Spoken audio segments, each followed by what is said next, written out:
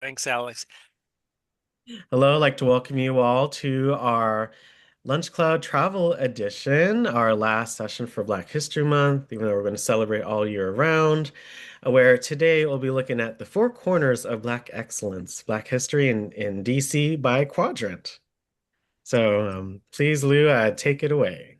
I love the topic, Alex, by Quadrant too. That's going to be really unique. Well, thank you all for joining, and I'm so excited about being here.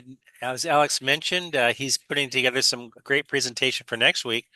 By the way, I can use your good wishes next week. I'm meeting with some senior leadership at Goodwill, and we're trying to build a relationship with them to get their technology so that we can refurbish it and provide it to more people here in DC.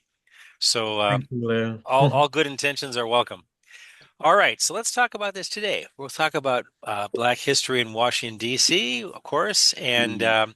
what part of D.C. holds your story. Oh, this is Yeah, interesting. always just take that, just think of that in your head. What part of DC holds your Yeah. story? DC has four quadrants: Northwest, Northeast, Southeast, and Southwest. Each one holds powerful stories of education, culture, resilience, politics, community. So throughout this session, just think of what part of DC holds your story. So either one or all or in between the quadrants. Because Black history in DC isn't just in books, it's in your memories, right? In your Mhm. family's memories. Mhm. I would love to hear those stories, folks. Mhm. So why D.C. matters in Black history? Well, it was once known as Chocolate City. I never knew that. Still is. Mm-hmm. It's a hub of Black political power. And Mm-hmm. by the way, I never knew of the huge connection that Reverend Jesse Jackson had to DC. That was that was that was interesting. Center of culture, music, education, migration destination during the Great Migration. Fantastic. Mhm. So let's take a look at some more information here. So I wish there was a little bit more on this topic, but DC is pivotal to Black history. So always feel empowered that we live here. It was the first major U.S. city to become majority Black by 1957. Served as a hub for both slavery and abolitionism, and became a crucial epicenter for the 20th century civil rights movement. So without DC, he wouldn't um, be here today. There's a rich Black culture, high rate of Black home ownership. Actually, DC currently holds the highest rate of Black home ownership in the country, but of course has faced intense rapid gentrification and displacement in some areas, and but has transformed local Black political and social life. There's been a lot of things going on in DC. Enslaved people in DC were emancipated on April 16th, 1862, earlier than many other places. That's why I'm actually wearing my Emancipation Day shirt from all the events they do for DC, and we get that holiday off. So that's actually the next holiday is DC Emancipation Day. So, don't you all agree that DC matters in Black history in the US and beyond? Yes. Mm-hmm. Absolutely. Mhm. The date April 16th, what does that align with? Is that when the That's DC Emancipation Day, Lou. but was that aligned with like the what was it, the Gettysburg Address or one of Yeah. those? No, it's aligned with the freeing of the slaves. April 16th, 62. That's many years earlier than many other places. That was 1865 for a lot of other places, but here in the DC, it's April 16th, 1862. Interesting. That's why we get that holiday off in DC here. So we're pretty unique in that manner, right? Right, folks? Every year is DC Emancipation Day on April 16th. Make What's sense up? so far, y'all? Makes sense. Yeah. And I remember Anne, by the way, had some great Mhm. stories about some migration trails that were still in existence or something. Maybe she can share at some point if she's on. All right. Anyway, understanding the quadrants. So, and I'm also curious, where did this come from? Northwest, northeast, southeast, southwest. The capital divides into four sections. Uh, Mm-hmm. Did four quadrants. Each quadrant developed differently, different housing patterns, different opportunities, different reputations. But every single one contributed to Black history in powerful ways. So let's take a look at each one. But before you do, maybe shout out your quadrant or ones that you have a deep history in. I would say I have a deep history in definitely Northwest, Northeast, but I've been in Southeast a long time. Southwest is my least traversed area. So what's your quadrant? I've lived in every section except for Northeast in DC, but most of it Southeast. Okay. Yeah, everyone else, what is your quadrant? What are you most excited to hear today? Being born and raised in Northeast Washington, D.C., Okay. Northeast, the first amazing. one of my parents to be born in Washington. I now live in Southwest, but still a Wonderful. Ward 6 resident. Wouldn't go anywhere else. Thank you for sharing. Anyone else, what is your quadrant? What are you excited to learn more about today? Northwest, Northeast, Southeast, Southwest. Northwest. Northwest, yes. I Yes, learned quite a bit about Northwest. a lot of. Anyone else, what are you excited to learn more about before we go into these quadrants today? I don't know if you can do. Anyone, what are you excited for before we go in? Northwest, Northeast. Northwest, Northeast. I've lived in every section. Wonderful. Which Wow. one are you excited One to in learn more about today, Sandra? hmm, anything I can. Wonderful. Okay. Thank Can you you. hear I me, say Alex? hmm Southeast. Yes. Alex, Yes. Southeast. this Yes. Yes. this is Bessie Hill. Can Yeah. you hear me? Yes, we can hear you, Mister. Everyone is sharing, okay? Okay, I've lived in Southeast for over 40 years, and I lived in Northeast for about 30 years. Wonderful, Miss Hill. Wow. Which And one are you I excited did, to learn more about today? and I didn't want to come to Southeast because I'm from South Carolina, and I only heard bad things about Southeast. But the first time I went to look for a house in Southeast, I bought the house, my husband and I, because we have two lots, a house, and a backyard so I can grow vegetables and fruit trees. So I love the neighborhood. So Mm, I'm thankful. And I do know that the people have changed so much and the uh, different families have changed so much. Hmm. sure. Migrated, Yeah. yeah. I Thank. understand that a lot of Jews lived in this neighborhood back in the 70s, and they said, don't sell your houses to Black people. They said it was flyers out. But now, Mm, for 40 years, they've been predominantly Black, but now the white people are moving back in. They call it Little Capitol Hill. Hmm. yeah, it's a ton of history, even today. So we appreciate you sharing everything, Miss Hill. Thank you so much. I'm excited to learn more about all Okay. the different wards. So let's go into our first one for today. It's Northwest. So Lou, please take it away. Sure. So Northwest, education and excellence. So Howard University is there, founded in 1867, a cornerstone of Black higher education and a civil rights organizing hub. So we have this pretty interesting history here of Howard University. So it's not too long, and hope you all learned something new. So Lou, please take it away. We have some slides here. We won't go through every single one, but hope you all learned something new. Sure. And Alex, I'd be curious if many of our seniors have attended Howard, because Sure, let's learn. Let's take a I look at some. attended the Washington Mhm. Saturday College. I graduated from the Washington Saturday College at Howard. They used to have it on Saturdays. nice, nice. Well, I've Uh, worked at Howard 15 years. oh, did you meet any of Thank the you. famous folks that went to school there? A lot of famous people went to school there. Mhm. Many. Yes, let's make All sure right. to go through so we can go. We have a lot of quadrants to go through. So, following emancipation, freedom held exciting prospects for blacks to those who sought to improve the lot of blacks in the mid 1800s, including many blacks themselves.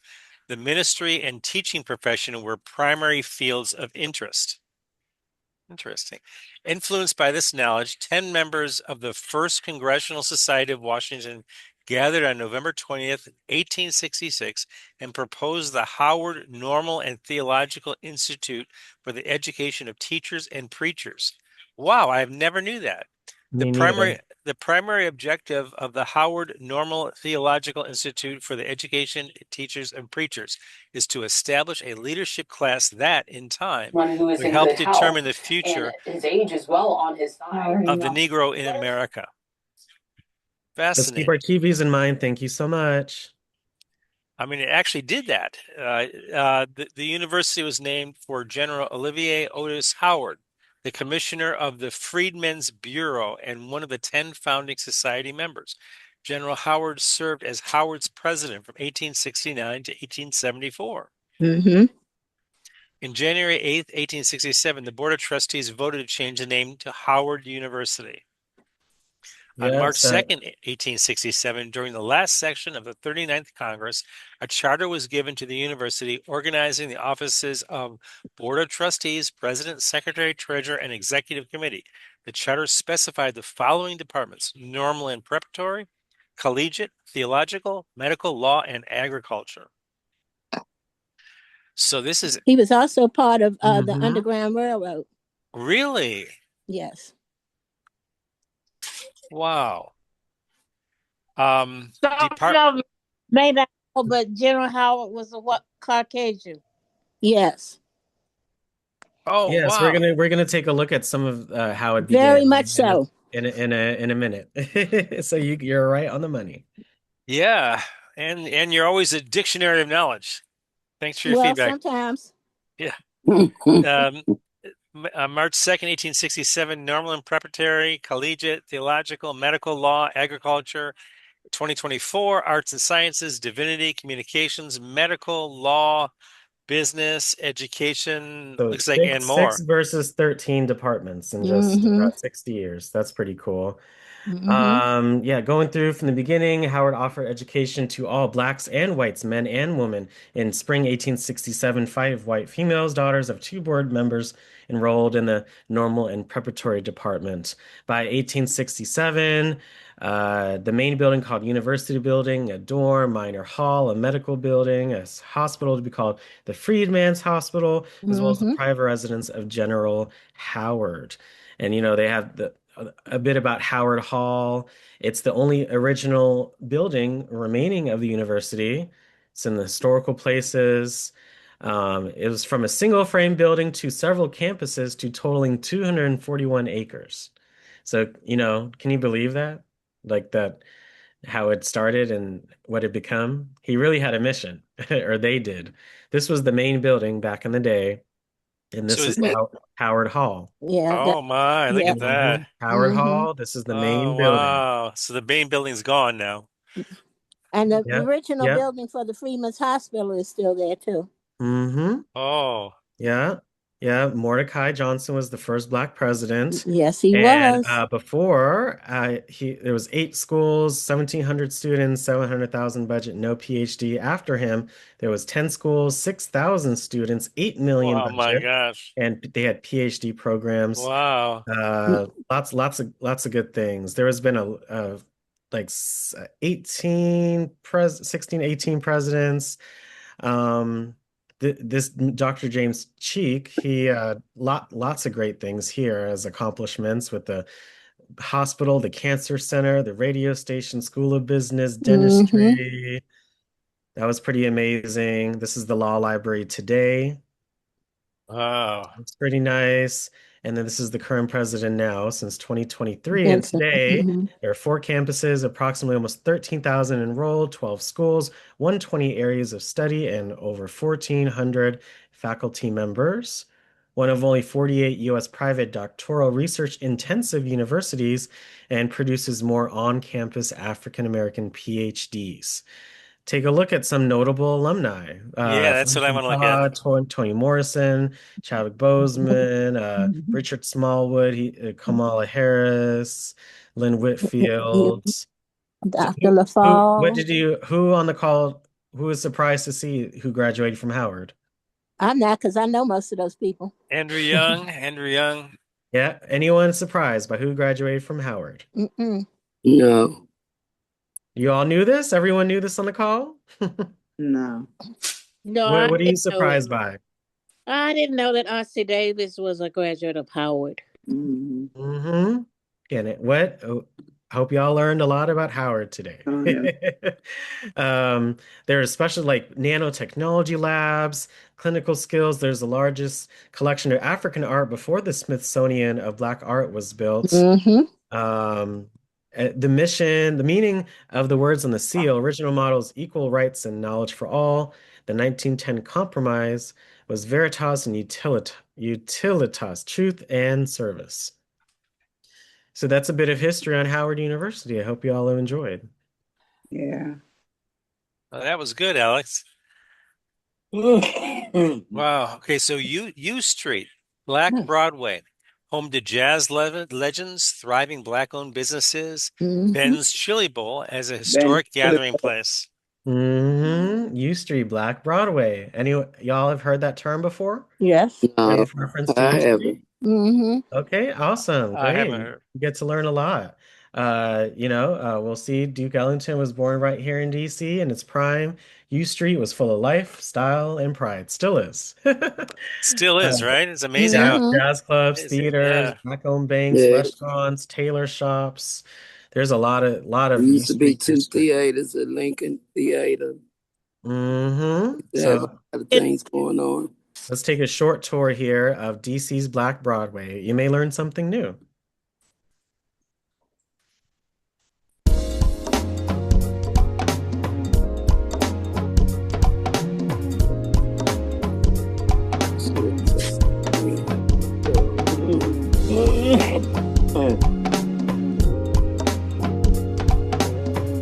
Gonna put this right there on YouTube.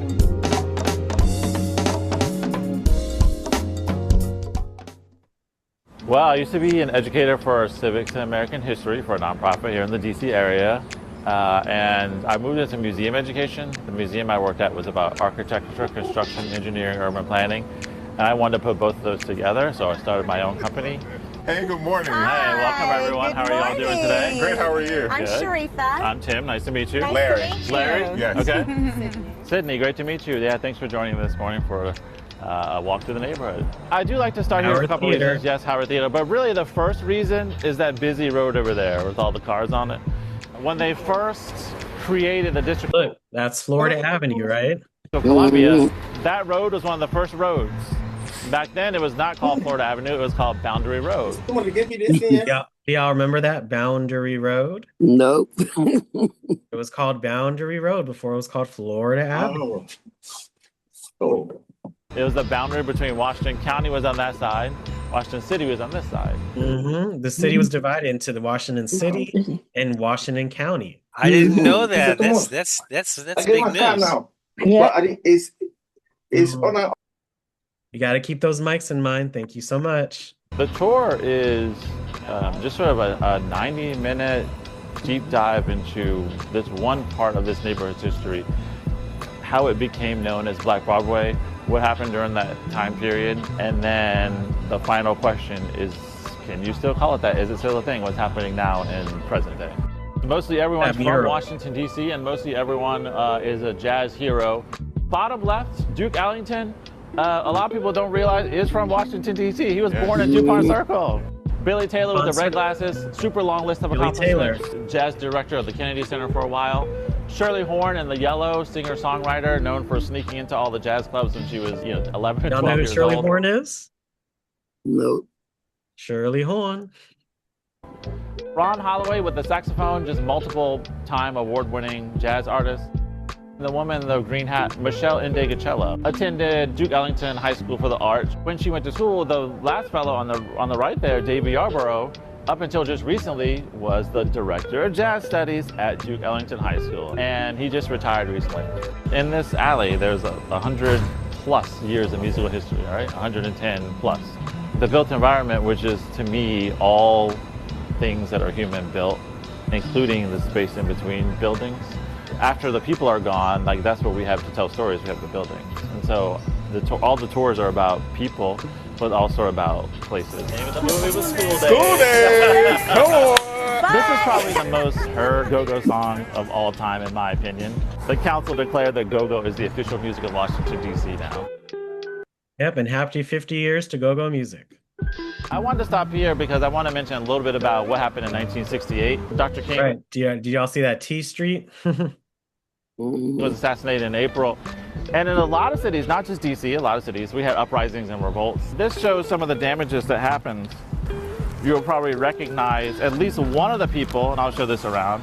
Okay. JFK. I mean, no. Not JFK, Robert Kennedy. Robert Kennedy, yeah. And he's Robert Kennedy. standing with Is a that young, Malcolm X? he's standing with a young black pastor, Walter Fauntleroy. Yeah, I know Francois. And Yeah. his brother. Right? Okay.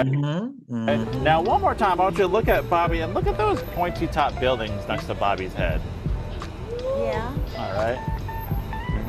And I see you looking around. Wait, that's it. Y'all see those buildings up there with the crosses at the top? Right, that picture that was just showed was right here in this video. And it's in real life. He's standing around this block right here. He's standing around this block. And the sad part is this was the original Black Broadway, 7th Street, where we're standing right now. That was the original Here at Black Broadway. 7th and Before the pandemic came to the United States, maybe less than 1/8 of my guests were from the Washington, D.C. itself or the surrounding area. And what does the advertisement in the newspaper say? Oh my God. It says, attention white home buyers, the largest restricted white community in White homebuyers, largest restricted white community in Washington, invites your attention to the decision of the U.S. Supreme Court that blacks cannot buy in a restricted white section, buy or rent in the section known as Eckington, Highview, Bloomingdale, Edgewood. That's, yes. That blacks cannot buy in a restricted white sections. So Eckington, Bloomingdale, Edgewood, Highview. Ain't that something else? They couldn't buy over in it, said. That's why they couldn't buy in River Terrace. Yeah, this is a piece of history right here. Washington. Over half of my guests are now from Washington, D.C., or Virginia, or Maryland, or the Mid-Atlantic. So it's really flipped. Cities are living entities, and they change all the time. And some stuff I think is important to try to remember. And so I think this. Yeah, so that's a little bit about U Street and DC's Black Broadway, and you saw that beautiful mural with all of those figures in DC for U Street. So I hope you all learned a lot.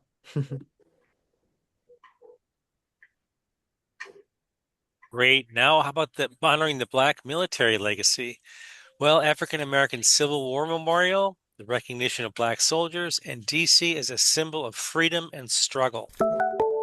We've visited there before. Does anyone know where the Civil War Memorial is? No. 10th and U. Yes, you're right on the money, Brenda. DC's African American Civil War Memorial. Where is it again? U Street, the 10th heart and U. of the 10th historic and U. African American I'm sure you've experience seen it, in Lou. Washington, It's right D.C. here. And this is the perfect site for the African American Civil War Memorial. Now, before we start, let's be clear about this. The Civil War was about one thing and one thing only. That's slavery. It wasn't about states' rights or taxation or tariffs. It was about slavery. And let's be clear about another thing also. While enslaved people may have been forced to labor on behalf of the rebel army, none ever joined the rebel army and fought for their cause. Over 200... That's something to think about, isn't it?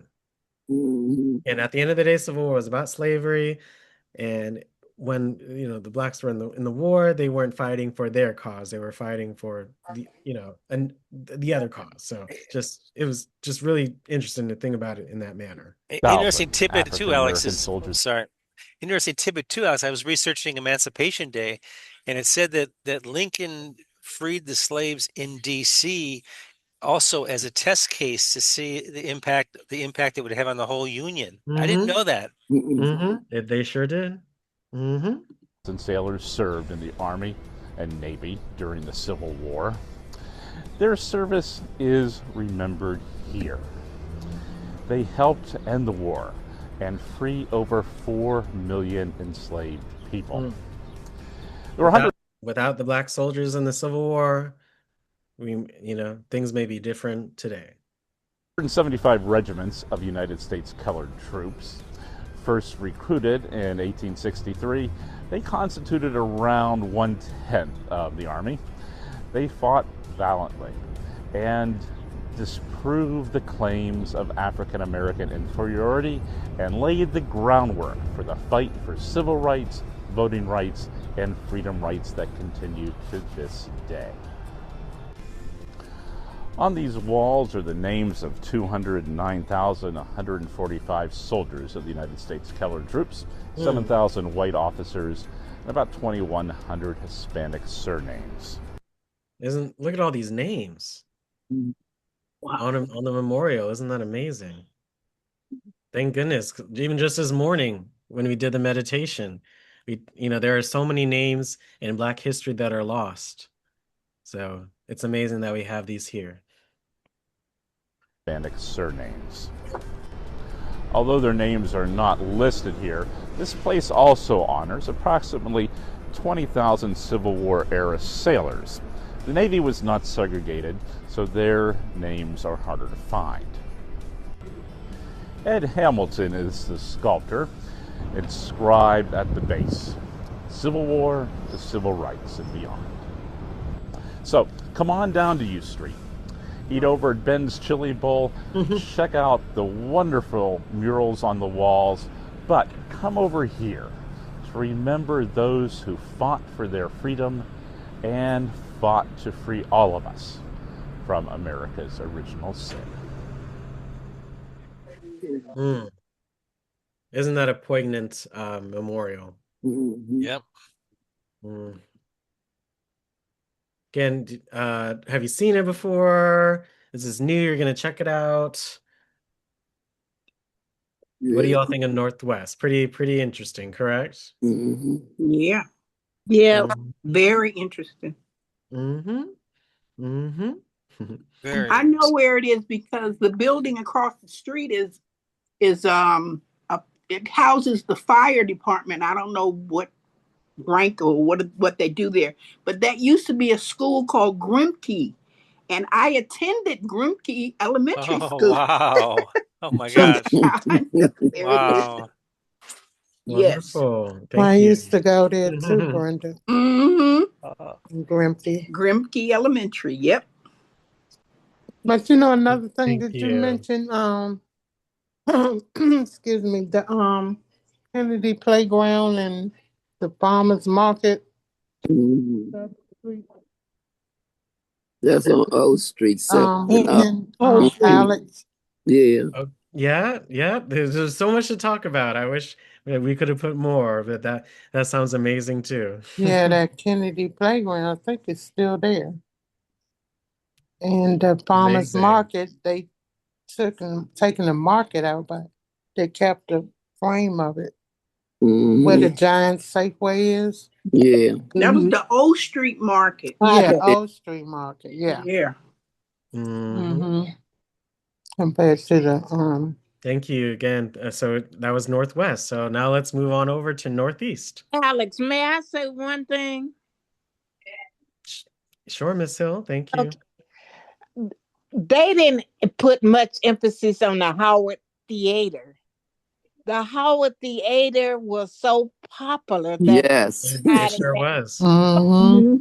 came to the Howard Theater, like James Brown, Americans, Temptation. Patience, all those big people. Fast that though. Everybody that was somebody. Uh-huh. Yeah, Howard Theater. Yeah, and I know. I wish we could deep dive into that and to go more because I that theater is so important. So I hear you. Okay. It Thank was part of the children's circuit. Yeah. hmm And then they come out and go Ben Chili Bowl. Yep, that theater, the Howard All right, Luke, Theater. take us away, please. Sure, it sounds good. So Northeast, faith and family, Brooklyn neighborhood growth, strong church communities, post-war Black home ownership. hmm Brookland. Lots of history here in Brookland. Oh yeah. I This is don't really know a good. lot about Northeast, but I know some hmm parts. Okay, well, let's see what we can learn. Brookland's journey, Catholic roots, civil rights, and a neighborhood in transition. I went to school at Catholic University and got to know Brookland actually back in the 60s and just fell in love with the small. Look at that picture. Brookland in the 60s. Look at that. Look at that time skip right here. Isn't that amazing? Down or lower. Small town feel it had. Downtown DC, south of Florida Avenue, was where the city was. This out here was the country. This was all farmland. This was known as Washington County. In Washington County, look at that. Right. Look at Wow. this picture. I mean, Brookland got its name from Jehiel Brooks, who owned a little over 200 acres of the land around here. He wanted to be a gentleman farmer. He was not a great farmer, but he was very into horticulture, as were a lot of Brooklanders.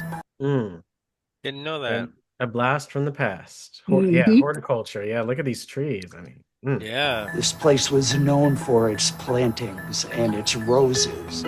Catholic University was founded in 1887. 1887, the same year Brookland started. Look at that. Same year Brookland started. They were two separate farms, but one could not help but influence the other. The neighborhood developed the nickname Little Rome because Little Rome.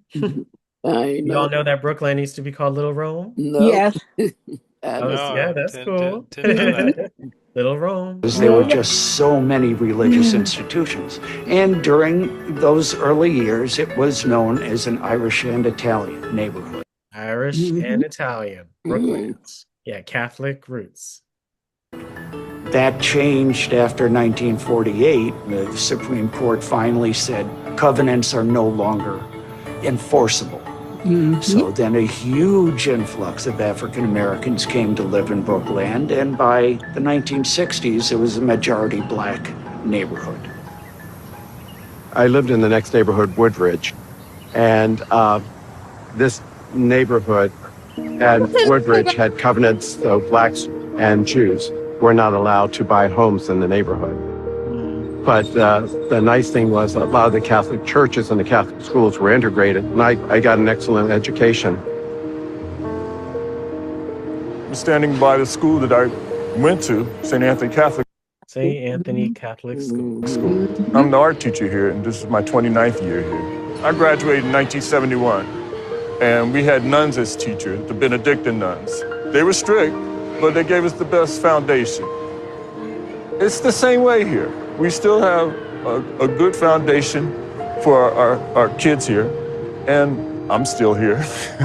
St. Anthony is in the heart of Brookland, and we truly believe that we want to be the heart of Brookland. It's an old school. We're approaching our 100th year. You see the generations. Here in this school, we have some second and third, fourth generation students attending St. Anthony. People don't really know how beautiful Brookland is, how much it has to offer. We have beautiful houses here, we have big backyards, we have driveways, we're close to Metro. We have just great neighbors who want to be part of a neighborhood. It's real. Yes, on the right, you see If You Lived Here, that is on TV. I love that show. So If You Lived Here is a really good show. But yeah, that's a bit about Brookland. I hope all those tidbits were interesting. Little Rome, It's pretty religious. At one point, it was only white only. Now, since the 60s, it's majority black neighborhoods. Ralph Buxell used to be a priest. He came out to take care of his mother when she got sick. Oh, wow. Okay. Hmm Anyone else? They're What did you originally learn from New about Orleans. Northeast? Mm-hmm. We didn't talk about Marvin Gaye, so I Hmm don't know about that. That's over this way. Okay. Anyone else? What did you learn about Brookland? A lot. St. Anthony's is where Coach John Thompson got his start. Yeah. Oh. Hmm. My daughter went to school at Catholic University. She said she liked that school, that it didn't have a big grind like other big schools. Let's check out another one. Gallaudet. Luke, take it away.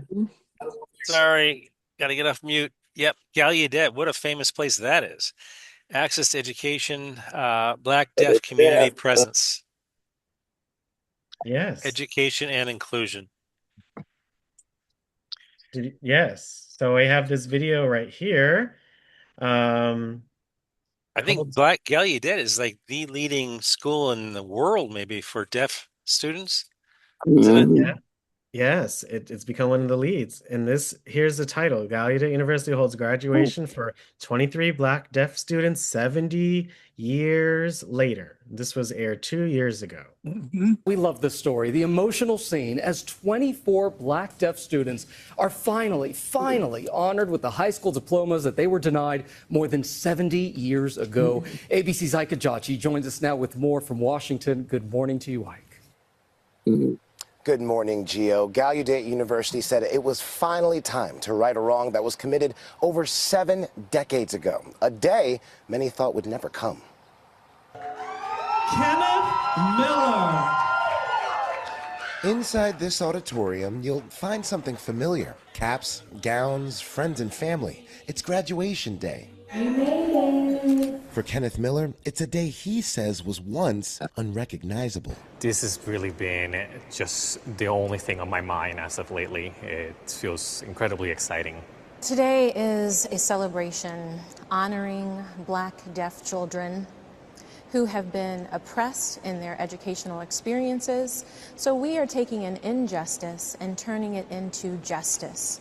After decades of waiting, Miller and 23 others, some represented by surviving family members, are finally getting their high school diplomas for attending the Kendall School Division II for Negroes, a segregated private elementary school for Black deaf students. This long-awaited graduation coming to life because of Kenneth's mother, Louise B. Miller, the hearing mother of 4 children, 3 of whom were deaf. Prior to the 1950s, her children were educated in Maryland because the racially segregated Kendall School close to her home on what is now Gallaudet University refused to educate her children. In 1952, she and the parents of 5 other Black deaf children filed and won a class action lawsuit against the District of Columbia. Because of the class of 1952 and winning that lawsuit, Thurgood Marshall was able to look at the legal precedent that they had set and to see what they had done in terms of their process. And then that led to Brown versus Board of Education. The 24 students went on to graduate, never receiving an official diploma. The moment finally coming to life as Kenneth and the families of 23 other students finally got the chance to walk across the stage. Get their diplomas. Now, Kenneth and the other 23 students' legacy won't end on that stage. Gallaudet University going a step further, naming July 22nd the Kendall 24 Day. Guys? Wow. What a powerful story. Look at that. And that's a smart you all lady know that that was this occurred? talking. That's Black. She's a smart lady. Yeah, were you all surprised at this? I was surprised to learn about this. I was surprised. I didn't know it was a deaf high school before it was a deaf university. Yeah, Kendall. Yeah, learn new things every single day. That's amazing. You saw how happy he looked at the end. Oh my goodness. That's better late than never, but That's I wish it right. happened sooner. And I hope you all enjoyed. Very good.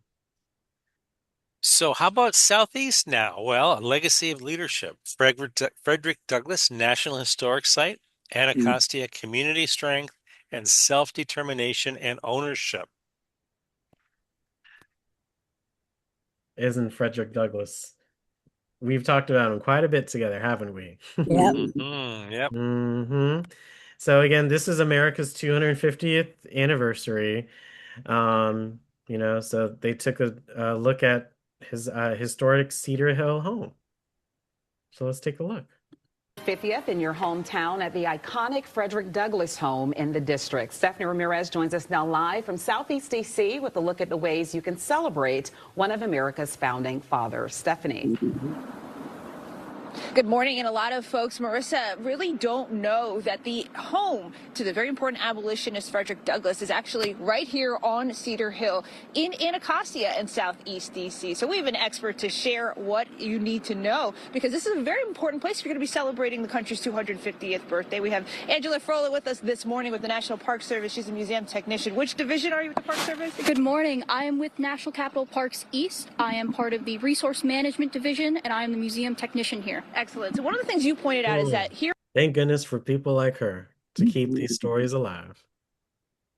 on top of Cedar Hill, Frederick Douglass had a view. Now, it's a little cloudy, guys. You may not see Yeah, it look at that exactly. view. That's the view from the Frederick Douglass home. Yeah. Yeah. But the Capitol building is over there, and you told us a lot of folks don't really realize, and something that surprised you was how much of a politician he was. Yes, he held many prominent figures throughout the time he was here in D.C. Not only was he a reporter and the first accredited reporter to be in the House Press Gallery, but he also was the minister to Haiti, the U.S. Marshal of D.C., and also the Recorders of Deeds here in D.C. So he was keeping an eye on Yes, he Capitol was. Hill, literally. Mhm. Tell me about how important it is in celebrating the country's 250th to actually come here. It's different from reading about him or listening and watching a movie about him. It is completely different. Here, you can not only see how he lived later in his life, but see the furniture that he sat on, the chinaware he ate off of, and the kitchen where he or his wives were cooking up some food. That is one of the important things of this house, that the kitchen is in the house. So a little sneak peek of what you'll see here. But it's like he just walked and left the house right before you got here.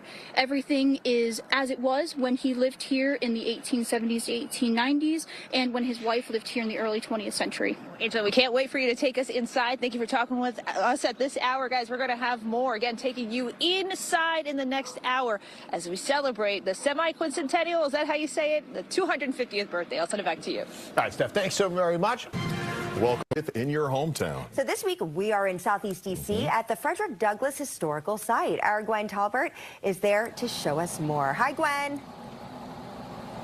Hi, Angie and Shamari. Well, you know what? It makes sense, and it really is very fitting that during Black History Month, that as we celebrate 250th and see what all the neighborhoods are doing, that we are here talking about Frederick Douglass. Now, this is the historic site for him, and it has been a long time that he was here with many, many artifacts and much interest. Now, this is Sabrina Graham, who is one of the park guides, and there is so much of him within all the walls of the buildings here, isn't there? Absolutely. Just in the visitor center, we have a number of one-of-a-kind artifacts relating to Mr. Douglass. Now, when it comes to Black history, in the spirit of Black History Month, what is it that, you know, visitors who come here can sort of see and experience?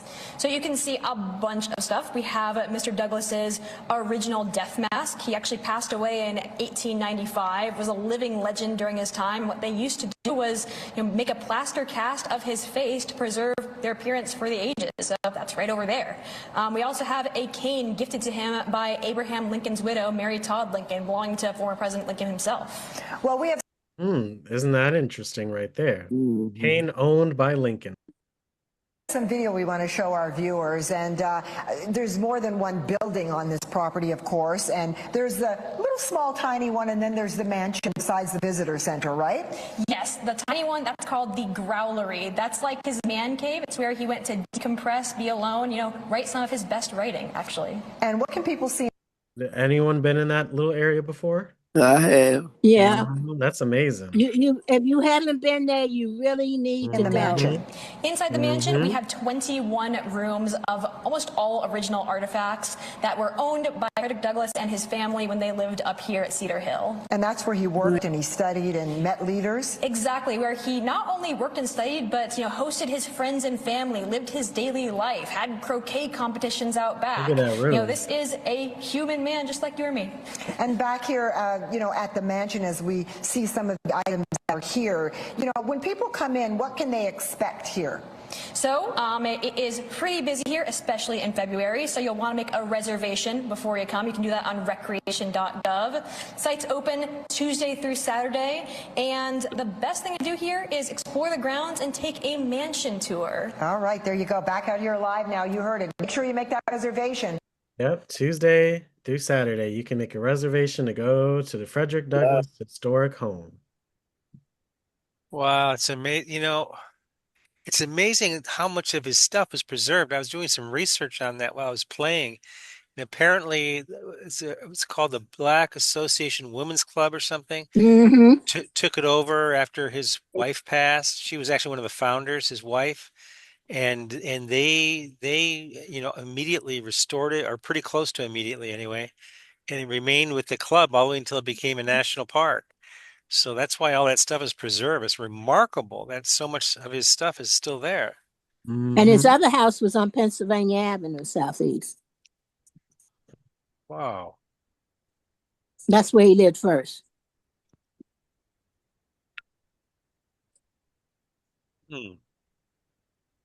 All right, is this my okay, the Berry Farm and community founded on the formerly enslaved families, generational community ties, public housing, and resilience. The Berry Farm and community route. So many of our by 1980. Go ahead, Alex. Yep, so I have this link right here about Berry Farms. So let's just explore a bit. Please, I would love for you to Sure. read for this for us, Lou. Absolutely. Got to move all my little icons here. This historic African American community in Southeast Washington, D.C., was created by the Freedmen's Bureau in 1867.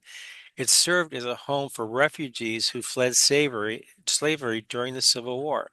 Residents built their own homes as well as churches and schools, and the community flourished. Yeah, again, this is the Anacostia Community Museum. So if you want to learn more, please visit.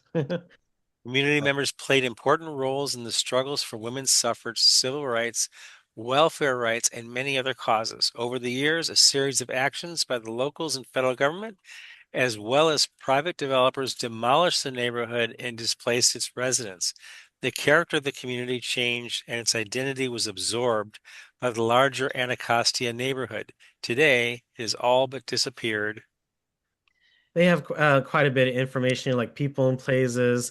I like this section right here. So where is it? It's located in Yeah, where is it? Southeast DC.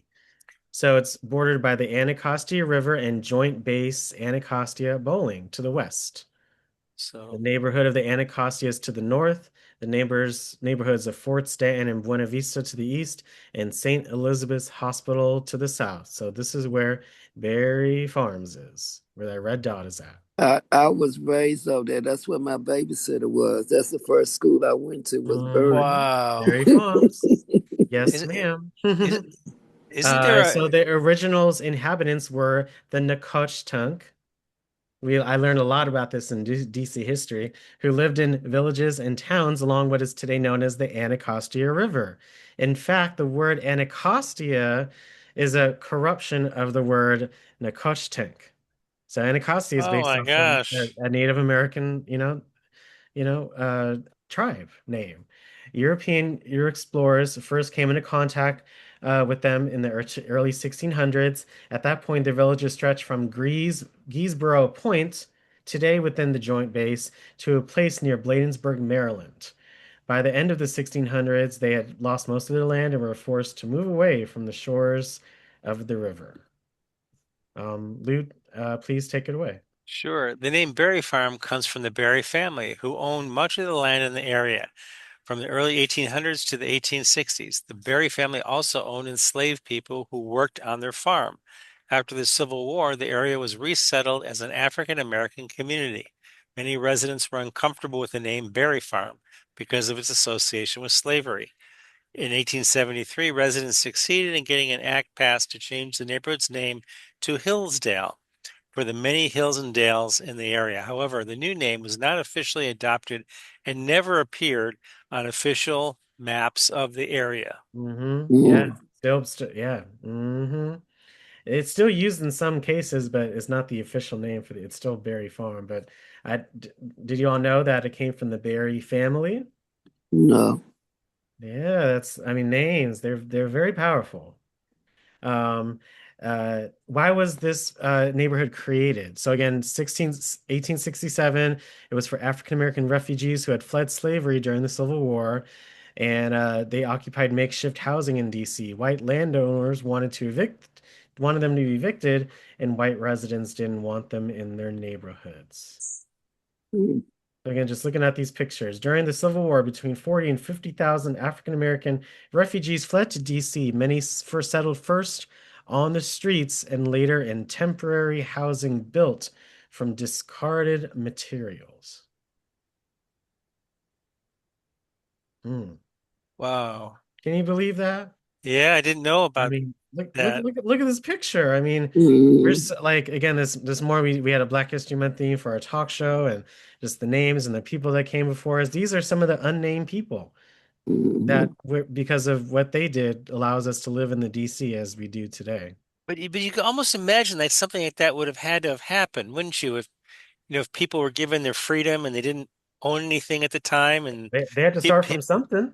People are on the move. No place to go. No place to go. I mean, yeah, they literally took the scraps and then made it into homes. That's literally what, like, we learned about that for Love and Soul Food, again, with the parts of the animals that the slave owners did not want to eat. But the slaves they turn lemons into lemonade. I mean, that's just that picture is quite, it made you really think. Many African American refugees who arrived in DC during the Civil War were imprisoned in DC District of Columbia Jail, where the US Supreme Court is today. It was called the Black Hole of Washington because of its horrible conditions. Oh, wow. Look at this. Frank Leslie's Illustrated Newspaper, December 28th, 1861. December 1861. I didn't know that there was a jail where the US Supreme Court is today. Oh, I didn't know either. And why would they enslave them for coming there? I don't get that. It says many they were enslaved. Yeah, they were there. Yeah, they arrived in DC after the refugees during the Civil War, and they were imprisoned. So this was before emancipation. This is 1861. Yeah, this is before emancipation, so that's why. I see. Unfortunately, so that's a little bit about Berry Farms. I wish it was just a little bit more. But let's take a look at. We're almost through. Mayor Marion Barry. He was very vital in how DC is today, right, y'all? Yes, I work. Very influential. Mayor for life. I want to hear that testimony. Who worked with him? That's interesting. For so many of our By 1982, Mayor Barry's first term as mayor was coming to a close. For the first time since his election in 1978, voters were given the chance to judge his record. He was elected by whites as he won essentially with the votes of people in wards 1, 2, 3, and 6. And this is just the beginning of what we're going to do here. But once in power, Barry knew that tying his political future to the city's white residents was unsustainable. He made an incredibly prudent political decision to switch his base to black through the minority contracting programs and bringing black folks into key positions in the government. I can remember him saying, listen, you're going to be able to advance. You got to get prepared for leadership. And for somebody like me, I got to be chief because of Barry. Barry used the power of his position to encourage the creation and development of African American owned businesses. And if you were going to do business in D.C., if one of the first questions they'd ask you, do you have minority participation in this deal? What came about was sort of a philosophy that white businesses should partner up with qualified African American business people. And once you get a black city council, all of a sudden the white law firms start saying we gotta have black partners. And some of the white businesses start saying we have to have black lobbyists. The increased flow of money moving through the city's economy swelled the district's coffers, giving Barry the income to spend on projects that benefited the city's poorer youth and build a base for the rest of his political career. Our most memorable program is the summer job program. Over 100,000 Program SYEP. young people went through our summer job Why I'm here today. program. I was just at some event, and the guy who was in charge of the people parking the cars came up to me. He says, I got my first job in the Marion Barry Summer Job Program. He said, now I help run this company. That was the bomb. You go down 500 C Street and there's a long line of kids waiting in line to get their checks, you know what I'm saying? You would see them all downtown at the go-go at night, you know? So that was awesome. Yes, indeed. Recognizing that the district's aging were underserved, Barry also invested heavily in services for the elderly. And the flip side of that for Barry was, in addition to that being a good thing, was that he would take buses of recreation buses and take them all down to vote. In 1982, Barry was elected to a second term as mayor with 81% of the vote. I want to thank all of you for reaffirming your faith in me. For more clips. Isn't that amazing? Again, without Wow. SYEP, I wouldn't be here today, but Oh my gosh. hope you all enjoyed and learned something new. Who was it that said that they work with Marion Barry? Who said that in the call? That was me, Doris. And Ann. Doris and I Ann, what'd you all do? What did you guys do? I worked in the campaign office, as a supervisor on the phone bank when he was running for mayor. And he Wow. also gave me my first summer job. Oh my gosh. And I worked in the community office with the PTA for the parents to help them find places for special needs children and other the mentally disabled. Oh, He had thank an you all office so much there. for sharing. Thank you so much. Yeah, he was a love it. great person to work He for. certainly was. He was a Thank great God person. for Marion Barry. Yeah. He did a lot for seniors, and a lot for the youth. He did a lot for my church. He did a lot. Yeah. When they refused us, he made ways for us. That's right. My two sons were, their first jobs was from him in the summer. And they wouldn't be what they're today if they didn't get a kickstart. That's right. That was excellent. I'm glad you all love that video. I love that history too. Well, you know what? I didn't That work was a for nice him, but video. I met him because he was on the Board of Education when I worked for DC Public Schools. He was on the Board of Education then, so I didn't work for him, but I mean, I knew he was on the board, so. And then That's he amazing. just advanced. Yeah. And before that, he was working for the for black people. Pride Incorporated. Pride. And I knew his first wife, Mary. I met both of them. I really appreciate you all sharing so much. They're amazing. Yeah, he used to have good mayor. He was a good man.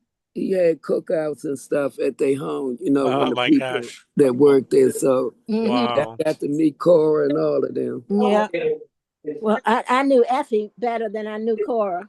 I knew Cora when she worked with the other agency, but Effie and Mary were the ones that were with him when a lot of that confusion started. All right. Our last quadrant for today is Southwest, before urban renewal, working class Black community, local businesses and churches, close-knit neighborhood life. In the 50s and 60s, there was a lot of redevelopment. community displacement, and arena stage and cultural shifts. So, let's take a look at this quick reel about Southwest DC. I don't even recognize the place when I go there now. The entire community in Southwest DC was wiped out during one of the nation's first urban renewal experiments, forcing 20,000 people from their homes. Yeah, you heard me. 20,000 people had to relocate. Southwest began as a working class neighborhood home to laborers, craftsmen, and river workers. But after the Civil War, the Southwest waterfront became a community for poor Washingtonians, most of them being black. Over time, the area grew into a dense mix of row houses, alley dwellings with outside bathrooms, and small apartments. By the early 1900s, Southwest was mostly black, filled with churches, shops, schools, markets, and small businesses. Despite overcrowding and limited city services, it was a close-knit, active community. In any situation, we gonna make something out of nothing. City leaders, however, labeled Southwest as a rundown slum, calling it a blight on the city because it was poor and black. So they pushed to clear the neighborhood completely and erase all the alley dwellings. The Housing Act of 1949 launched a large-scale urban renewal, allowing governments to declare neighborhoods blighted, which allowed them to seize the property through eminent domain, demolish entire communities, and redevelop the land. 99% of Southwest was demolished. So let's break down the numbers. It displaced 1,500 businesses and 6,000 families, which is over more than 20,000 people. And that's 20,000 black people. Amen. The homeowners was often underpaid, and the renters, who made up most of the community, received nothing. Relocation was promised, but affordable housing was scarce, forcing many families into public housing or overcrowded neighborhoods in Southeast. Only a small number ever returned, mostly to public housing developments like Syfax, Greenleaf, and James Creek, which all three are still around to this day. And also the townhouses called Wheat Row. In history, they called it urban renewal, but I got a better name for it. It was displacement. Like, comment, and share, and follow Capital Chronicles for all your hidden history and your Black history content. Did you Hope you all enjoyed learning Wow. about Southwest and that video. I know it was those pictures for me. But yes. It's amazing. I was involved in an eminent domain thing years ago. The government gives you nothing. It is robbery. Yeah, You know, all those people would be millionaires now if their families still own those houses. And you know what? Back then, you didn't even have to lock your doors. You could leave your doors unlocked when we lived down in South. But you can't do that now. Wow. Well, yeah, I hope you all enjoyed. And we took a look at a lot of Black history this month. And I hope you all enjoyed taking a look at Love and Soul Food, Black History Month, its origins, Black hair with braids, locks, afros, and a little bit about a DC history and all of the quadrants. I hope you all enjoyed. Any thoughts on Black history? Do you feel good? Do you feel more in tune with yourself, inspired to share with others? We really appreciate you attending this series. Yes. This is Miss Bishop. I live in Southwest now, Greenleaf Development, and they are getting ready to try to do the same thing again. Wow. But I sit on a lot of boards. All right. To where I have to speak up and make sure that we do not get treated the same way. Good for you, That's honey. good. I'm glad you learned a lot today. Also, being the president of the Pearl Escape Project, the Pearl Escape was a ship in 1848 that they tried to enslave people and they escaped, but they got caught. But we have a program every April about it, but this year we decided to do 4 from January to April. Oh, to continue amazing, to Miss bring out the Bishop. history of Southwest.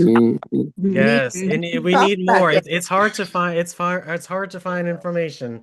So today is a little bit of a search. So you got to keep sharing that history. And thank you so much for attending. Anyone else? Any general thoughts before we end for today? What did you think of today, of our Black History Month history, our themes?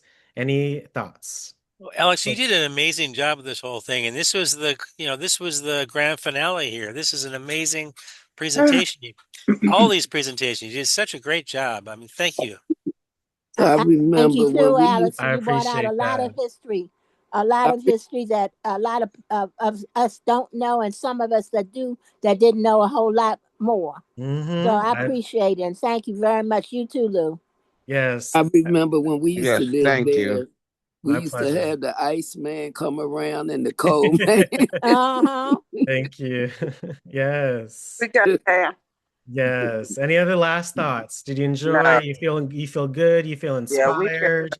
You feel ready for anything? And No. you feel strong because of the history, Right. right? Right. Everyone? Barry Right. Palms has been Feel torn down. good? Yeah.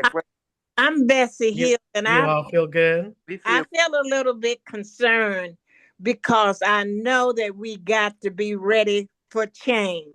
Nothing remains Everything. the same. Everything in life. We have to know how to adapt. Yes. Yeah. We So got we to just adapt, and we got to be ready for serious change. Oh yeah, that's for anytime. sure. We got to keep our head on a swivel. Yeah. Thank you all so much. I hope you learned a lot, and I'll see you for our module. But let's all thank Lou for being a wonderful host. I don't know. Thank you, Alex. Thank Thanks, you. everybody. Thanks for Alex. coming, everybody. Thank For you. I learned joining. so Thank you. much. Thank Thank you. you. I learned Thank so you. much. Thank Next you. month is celebrations, 4 Oh very my special gosh, I sessions. cannot wait. Alex, Thank I you all didn't so get to much. notice. Thank you Alex, all so I didn't much.